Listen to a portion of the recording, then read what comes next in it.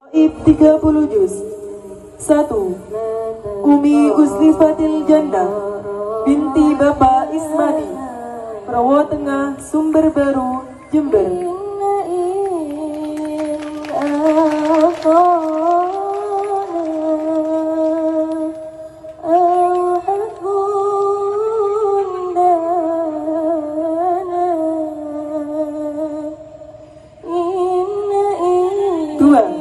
Mafruhatul Fikriyah binti Bapak Ismadi, Rawa Tengah, Sumber Baru, Jember.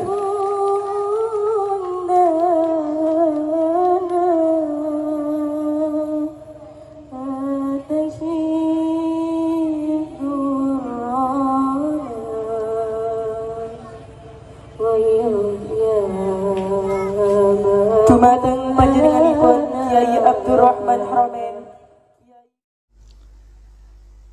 Terkait kajian akhlak atau nasihat-nasihat tentang akhlak secara bahasa atau secara linguistik dari segi kosakata, akhlak itu kata jamak. Jadi kalau orang baik secara fisik, orang Arab bilang kholqon, secara fisik. Kalau secara moral, orang Arab bilang khuluq atau akhlak. Lalu urgensinya dengan kita sebagai bangsa, sebagai umat Islam atau sebagai manusia, itu beberapa nabi, di antara pujian Allah kepada para nabi adalah karena kebaikan akhlaknya. Lalu kebaikan akhlak ini punya urgensi dalam agama jika akhlak itu benar secara hukum, secara halal haram. Ini yang jarang orang mengingatkan. Jadi misalnya begini, senyum itu sunat, itu ya, baik gitu. Oke, kita sepakat senyum itu sunat. Tapi para penipu itu juga senyum, karena kalau tidak senyum itu tidak bisa nipu gitu. Mungkin wanita nakal ya juga senyum. Orang-orang bisnis yang bodong biasanya cara ngerayu juga pakai senyum. Maka senyum ini berstatus nilai ibadah setelah kepastian target itu halal atau dalam konteks sesuatu yang disahkan agama. Sekali ndak, maka yang menjadi tidak halal. Ya, tadi senyumnya orang yang mau nipu, senyumnya lembaga-lembaga atau apa yang bodong atau apa sajalah. Nah, ini yang jarang orang mengkaji. Maka sebelum mengkaji tentang akhlak itu penting, itu dikaji dulu status halal haramnya. Ya kayak tadi misalnya senyum itu sunat, senyum itu ibadah, kata Rasulullah tasaddaku walau bitalqati wajhin, bersedekahlah meskipun hanya dengan senyum. Itu setelah ada kepastian status apa? Halal. Tapi jika orang itu mau nipu itu juga pasti senyum.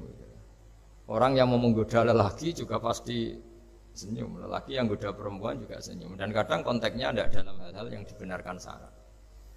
Sehingga kepastian halal haram ini nomor satu. Terus kedua, akhlak ini yang menurut disiplin fikih, ini memang agak jelimet ya, tapi nanti Anda mudah memahami. Akhlak, misalnya ekspresi senyum atau ceria, itu dianggap sunat. Kalau dalam fikih dianggap sunat. Sunat itu ya tidak sampai wajib. Tapi ada konteks tertentu yang sunat ini menjadi wajib.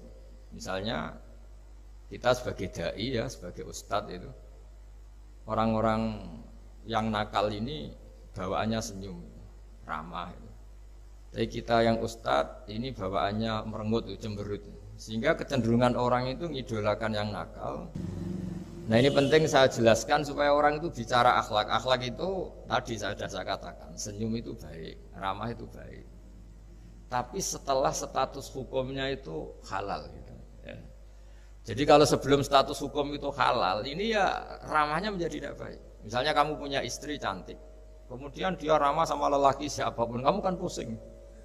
Terus alasannya ramah itu baik. Makanya di Quran diingatkan fala takhdu'na bil qawli fayatma'alladzi fi qalbihi marad. Orang-orang solihah, orang-orang yang afifah, wanita-wanita terhormat, jangan terlalu ramah sama lelaki lain, karena lelaki lain yang kamu ramahin, kalau kebetulan dia ada orang baik, pikiran ramah kamu ini ditafsirkan yang macam-macam. Nah, jadi ini karena saya sebagai kiai memang menekuni fikih, sehingga sebelum bicara jauh tentang hukum moral itu pastikan dulu status halal haramnya, baru ada numpang hukum akhlak. Sodako juga gitu, banyak orang dermawan gitu, ternyata nyuwun sewu memang uang korupsi sehingga mudah ngasih orang banyak, pas uangnya sendiri ternyata berat. Ini belum bisa dikatakan sodako karena bawaannya dermawan, karena uang saya saja. Jadi kepastian hukum ini harus ada dulu. Makanya dalam Islam fikih itu nomor satu, hanya nomor satu itu ya kepastian hukum. Baru di level aplikasi hukum itu penerapannya, tatbikinya kalau dalam bahasa Arab butuh akhlak. Terus ketiga, cerita-cerita akhlak itu yang paling fenomenal itu kata banyak mufassir. Kenapa Saharatu Fir'aun? Jadi ketika duel, saya cerita sedikit. Musa ini punya banyak mukjizat. Nabi Musa ini punya banyak mukjizat. Mukjizat itu sesuatu yang luar biasa, nggak bisa dinalar oleh akal. Itu kalau orang baik disebut mukjizat, kalau orang buruk punya kemampuan ini disebut sihir. Ya, tapi sama-sama punya kekuatan yang dahsyat. Sehingga ketika Nabi Musa punya kekuatan yang dahsyat ini, yang disebut mukjizat, Fir'aun cara berpikir yang bisa mengalahkan ini hanya sihir. Dipanggillah ahli sihir yang profesional, yang top lah. Dan mulai dulu itu wong ya seneng duit gitu. Jadi ahli sihir yang mau datang tapi berani berapa gitu. Jadi itu sudah mulai dulu gitu. Jadi kuno itu transaksinya itu ya harus berani berapa gitu. Fir'aun katanya innakum idzal laminal muqarrabin. Kamu tak jamin menjadi orang dekat saya. Jadi mulai dulu kalau dukung itu ya harus dapat jatah gitu. Jadi jatah orang dekat. Nah, dulu itu apa menteri atau apa tidak tahu, tapi mulai dulu ya sudah gitu. Kata Fir'aun oke. Akhirnya pertarungan itu mau dimulai. Lah uniknya ketika mau dimulai itu Saharoh ini ahli sihir yang bawaan Fir'aun tadi, sewaan nih tadi, bayaran. Itu di luar dugaan Mas Andri, itu malah sopan sama Nabi Musa. Ditonton orang banyak padahal. Ditonton orang banyak karena Fir'aun tuh ingin Nabi Musa itu kalah. Musa kalau dia manggil. Tapi di luar dugaan itu para ahli sihir itu entah saking wibahnya Nabi Musa itu, jenengan dulu apa saya dulu? Monggo jenengan dulu apa saya dulu? Imma antulqiyah wa imma anahnul mulkin. Monggo jenengan dulu atau kita dulu. Jadi harusnya secara teori tarung itu semakin menteror atau ada gebrakan yang mengagetkan, ini kan lebih mudah mengalahkan Musa. Tapi enggak, malah Musa ditanya, wahai Musa, imma antulqiyah wa imma anahnul mulkin. Monggo jenengan dulu atau kita dulu. Nabi Musa juga membalas yang sopan. Enggak, kalian dulu saja. Nah itu kata para ahli tafsir. Barokahnya akhlak yang dilakukan Saharatu Fir'aun ini, al-qawwa fi qulubihim al-iman. Allah saat itu juga memberi iman. Jadi barokahnya sopan sama Nabi siapa? Musa. Jadi barokah akhlak paling fenomenal dalam dunia tafsir adalah ketika Saharatu Fir'aun mendapat berkahnya adab, berkahnya akhlak sampai iman. Sehingga kalau dalam khazanah-khazanah Islam, amal yang paling mudah diterima Allah itu diantaranya satu itu akhlak, dua sedekah.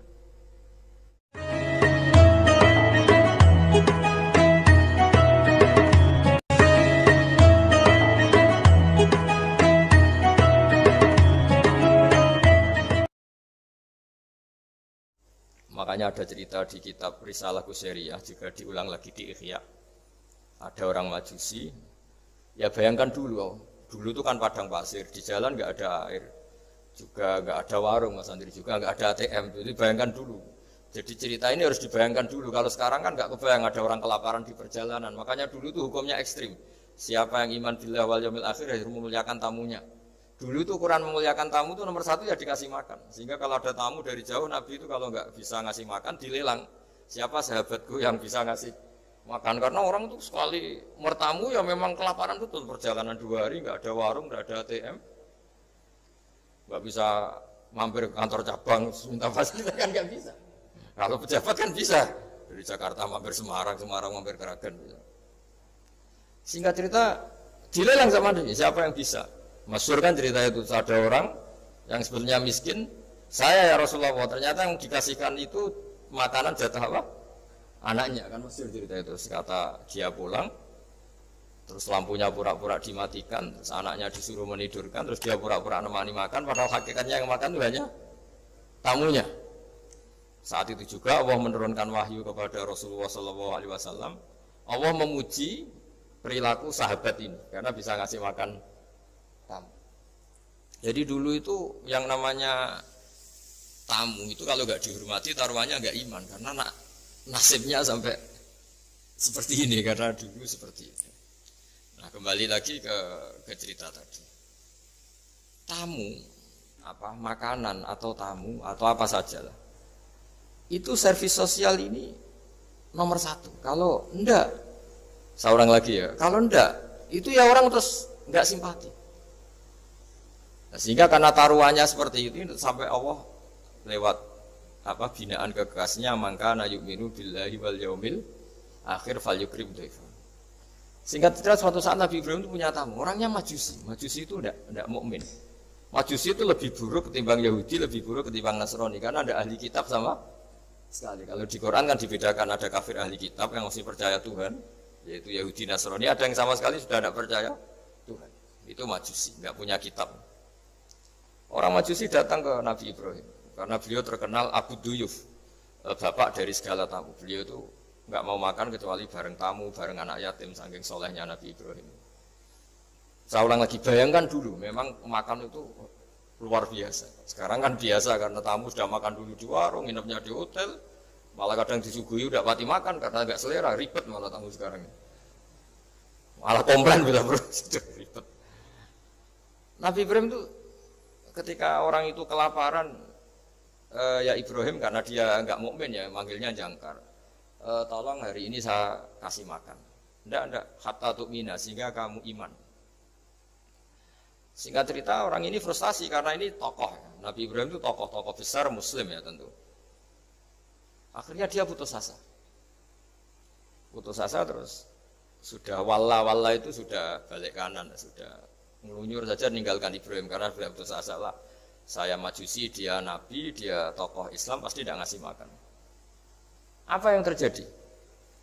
Saat itu juga Allah karena beliau Nabi bisa komunikasi dengan Allah dapat wahyu. Lihat orang itu umur berapa? 70 kira-kira gitu atau 60. Kata Allah, orang itu baru ini loh kelaparan katanya. Dan baru ini juga minta kamu kan iya. Dan kemarin-kemarin tidak pernah kelaparan ya baru ini ya. Kata Allah, saya yang Tuhan saja ngasih makan dia padahal tidak iman sama saya. 60 tahun. Kamu diminta untuk 1 hari saja kok mensyaratkan apa? Iman. Dia panggil saja supaya makan di kamu. Masalah hasil. Dipanggil akhirnya sama Nabi Ibrahim dikejar. Udah, ayo makan ke saya. Ya gimana? Tidak usah syarat iman, pokoknya makan saja. Nah, sudah si makan sama Nabi Ibrahim di servis. Tanya orang itu, kok kamu mendadak baik tadi sini? Itu ya, ditegur Allah. Saya salah katanya. Loh, Allah yang Tuhan itu, menurut kamu Tuhan itu betul negur kamu? Iya. Dia nangis-nangisnya. Ternyata Tuhanmu itu Tuhan betul ya. Saya yang Majusi aja diperhatikan katanya. Bahkan menyalahkan kekasihnya kamu katanya. Udah saya mau iman saja katanya. Itu ya barokahnya servis tadi. Nah sekarang misalnya kita bertarung di dunia yang bebas ini. Misalnya nyuwun sewu, yang ngasih makan ini nyuwun sewu orang enggak baik, yang orang baik enggak ngasih. Pasti utang jasanya orang ini sama yang enggak baik. Karena kenanya sama orang baik itu udah baik. Nah ini yang dimaksud walaupun tafadzun ghalidhal qalbi lan faddu min hawlik. Kalau orang mengelola Islam dengan cara yang kurang baik, maka akan melahirkan orang lari. Ya, karena tadi al-insan abdul es. Jadi cerita yang ringan-ringan di sekeliling kita juga seperti itu.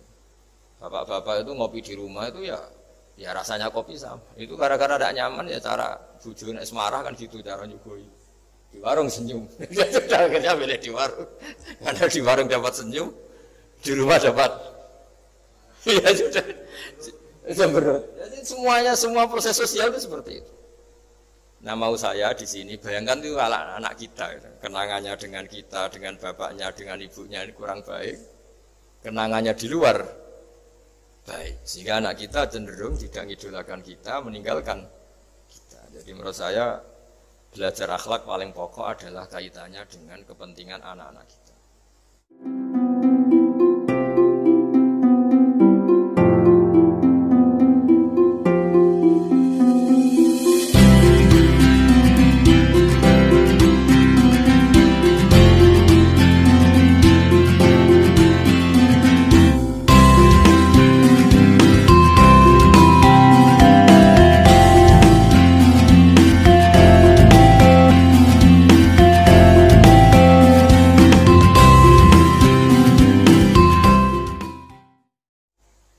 Jadi kunci daripada ini makanya saya bilang berkali-kali. Oke, kita belajar akhlak, belajar moral, tapi nomor satu itu hukum. Saya ulang lagi hukum. Karena agama ini ciri khasnya itu hukum. Hukum itu ketentuan. Jadi aturan Islam itu detail. Misalnya saya belum haji, ya sudah. Sebagian harta saya jatah untuk haji itu sudah tidak milik saya, harus dianggap miliknya haji. Sehingga kalau saya meninggal setiap saat, yang boleh diwaris oleh anak cucu saya hanya yang melebihi dari biaya haji. Makanya di Indonesia disebut gaji amanat. Gaji amanat itu orang yang sebetulnya sudah mampu haji tapi tidak kober haji. Itu kalau sudah meninggal harus ada jatah haji yang dianggarkan untuk haji amanat. Baru sisanya boleh diwaris. Karena ini hukum. Nah nanti di akhirat juga Allah pakai hukum. Kalau ada anak nggak sholat, yang pertama disalahkan orang tuanya. Kenapa ini tidak sholat? Semua kesalahan anak-anak kita adalah dibebankan ke kita. Ya jadi saya mohon cerita-cerita akhlak ini jangan sampai hanya nyuwun sewu moral dengan arti kenyamanan sosial, tapi kembalikan ke Allah dan Rasul. Sehingga ini yang terakhir saya cerita hadis yang populer sekali. Ada 3 hadis yang populer dan ini sampean semua pasti hafal. Maka na yu'minu billahi wal yaumil akhir fal yukrim jarahu. Terus ada yang fal yukrim dhaifahu. Terus yang ketiga fal yakul khairan aw liyasmut. Berkata baik atau kalau enggak bisa berkata baik ya apa dia. Nah, itu uniknya Islam itu apa Mas Dwi? Uniknya Islam itu tidak pernah membolehkan umatnya terdikte oleh sosial Mas Andri, enggak boleh. Tapi hanya terdikte oleh ketentuan Allah dan Rasul. Jadi Allah cara ngendikan, kalau kamu iman kepada Allah dan Rasul, iman kepada Allah artinya apa? Allah memerintahkan kita berbuat baik sama tetangga, sama tamu. Maka lakukan itu. Sekali tidak demi Allah dan Rasul, berarti Anda didikte oleh hukum sosial. Kalau tetangga baik ya kita baik, kalau dia buruk ya kita ikut buruk. Itu artinya apa? Kita tidak didikte oleh hukum Allah dan Rasul, tapi didikte oleh hukum apa? Sosial. Islam itu agama yang hubungannya manusia itu dengan Allah, bukan dengan sosial. Sehingga ketika baik sama tetangga pun itu karena perintah Allah. Sehingga kalau suatu saat kecewa tetangga kita itu kurang ajar misalnya, ya kita tetap nyaman saja karena kita baik itu atas perintah Allah. Makanya masyhur di kalangan ahli hadis ada dawuh Nabi, la takunu imma'atan. Taquluna in ahsanan nas ahsanna wa in dolamuna dolamna. Kamu jangan jadi orang yang didikte sosial. Kalau orang baik kamu baik, kalau orang buruk kamu ikut buruk. Itu namanya orang yang enggak punya prinsip. Tapi walakin wattinu anfusakum kata Rasulullah. Kuatkan prinsip kamu, jika manusia baik kamu akan baik dan manusia ketika buruk kamu pun tetap ingin baik. Nah, dengan demikian itu berarti kebaikan kamu itu atas perintahnya Allah dan Rasul, bukan atas nama sosial. Sehingga misalnya ada orang birrul walidain, ibunya bawaannya cerewet, mbahnya cerewet. ya tetap baik. Tapi kalau kamu didikte sosial, sekali ibu kamu bawel, malas lah ketemu ibu bawel.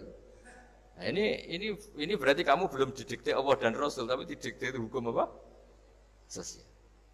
Sehingga untuk menutup mauidhah ini, saya sering cerita di mana-mana di kitab Ihya itu ada cerita, ada seorang pemuda yang kurang ajar sekali itu. Ada kiai dipanggil, Pak Yai silahkan ke rumah saya. Ya kira-kira cara sekarang mungkin 500 meter datang. Setelah sampai depan rumahnya, sudah Pak Yai saya tidak punya kebutuhan sama kamu. Itu kiainya senyum, rileks. Setelah sampai rumahnya dipanggil lagi. Pak Yai mohon ke rumah saya. Terus kiainya ke situ lagi asik. Terus setelah sampai rumahnya pemuda tadi, sudah pulang aja saya tidak butuh kamu. Sampai 3 kali. Dan kiainya tuh asik, ceria gitu. Pemuda itu kagetnya bukan main. Kenapa Pak Kiai tidak tersinggung? Malah senyum-senyum. Jong kata orang Jawa ini. Ini cerita di Ihya. Saya tuh senang sekali nuruti perintah Allah. Allah menghentikan, saya disuruh hormat tetangga. Lah kamu tetangga saya. Dan saya alhamdulillah bisa nuruti karep kamu. Disuruh ke kamu, saya ke kamu. Dan sekarang karep kamu saya pulang, ya saya pulang. Syukur sekali hari ini saya bisa nuruti perintah Allah sampai 3 kali. Nangis pemuda itu. Loh kalau kamu kan tampar, ini kan pelecehan. Itu kan kurang ajar betul, kiai digambar. Tapi wali-wali itu enggak berpikirannya tidak seperti itu. Kalau kamu tidak wali ya memang aneh pikiran itu, tapi yang benar ya itu. Nah, jadi lewat ngaji ini saya mohon semua teman-teman yang di BI maupun seluruh kita, akhlak itu nomor 1. Dengan makna tapi setelah kepastian hukum. Setelah kepastian hukum. Jadi misalnya senyum itu sunat karena kita merayu mitra bisnis untuk bisnis yang halal. Tapi kalau bisnis kita bodong, ya semua orang yang ingin nipu kan ya pasti senyum lah. Berarti yang pahalanya besar ya orang-orang penipu karena senyumnya lebih sering dibanding yang enggak nipu. Jadi artinya akhlak itu menemukan momentum sebagai ibadah setelah ada kepastian hukum halalnya. Tapi kalau nggak ada kepastian hukum halalnya, ya ini senyum itu dievaluasi tadi. Misalnya orang ngerayu juga harus senyum, orang nipu juga harus senyum. Ini yang mungkin banyak diabaikan. Saya kira demikian dan mohon maaf karena sebetulnya kalau andaikan tadi jalannya normal mungkin saya agak terlambat. Itu kan banyak lubang-lubang karena itu biasanya kan karena hujan ya. Tapi ya saya suka tetap terlambat biar keren pernah nunggu kiai. Jadi kalau dalam teori agama itu sama kok. Sholat, Nabi itu pernah sholat isya itu 2:30. 2:30 dini hari, sahabat biasanya kan beliau suka awal waktu. Terus ketika sahabat tanya kata Nabi, malam ini spesial. Karena kamu lama sekali nunggu sholat. Gak semua orang malam ini bisa menunggu sholat. Jadi artinya bawaannya itu nunggu kebaikan. Jadi di antara trik atau resep husnul khotimah. Ya ini sebagai penutup ngaji. Resep husnul khotimah itu innallaha ta'ala yubahi malaikatahu. Allah membanggakan kita, yubahi bikum malaikatahu. Allah bangga dengan kita. Di antaranya apa Mas Andri? Umatnya Rasulullah SAW itu kalau habis subuh ditanya, ngapain kamu hidup nunggu sholat duhur? Ngapain kamu hidup setelah sholat duhur, nunggu sholat asar? Sehingga kita ini menunaikan fardu yang diwajibkan Allah dan menunggu datangnya fardu yang lain. Jadi orientasi kita fahijratuhu ilallah wa rasulih. Tapi kalau kita orientasinya mapan, kenapa kamu hidup? Sama mati setelah mapan, sama mati setelah jabat. Ini kan berarti perjalanan kamu ilat dunia, orientasi kamu dunia. Faman kana hijratu ilat dunia, awim ro'atin yang kihuwa fahijratuhu ila ma hajara. Tapi kalau kamu niatnya, kenapa kamu berani hidup? Supaya bisa sholat, supaya bisa ibadah. Berarti perjalanan kamu hanya menuju Allah dan Rasul. Jadi sehingga di antara alamat husnul khotimah adalah orang setiap sudah melakukan satu kebaikan, berani hidup karena berharap bisa melakukan kebaikan yang lain. Jadi dari satu kebaikan, rutenya menuju kebaikan yang lain. Ya, saya kira demikian dan mohon maaf. Assalamualaikum warahmatullahi wabarakatuh.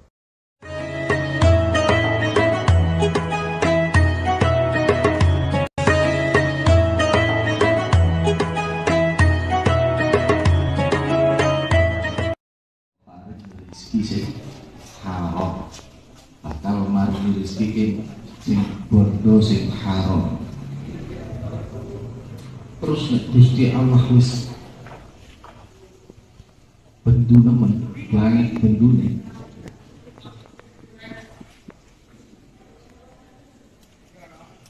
Gusti Allah bakal nopo makil ningsih dikei kanca. Wong nek Gusti Allah sebuah bendune wong iki si A apa si B. Wong iki wis tancetan kanca nono si A. Gusti Allah harus kancane. Setan ini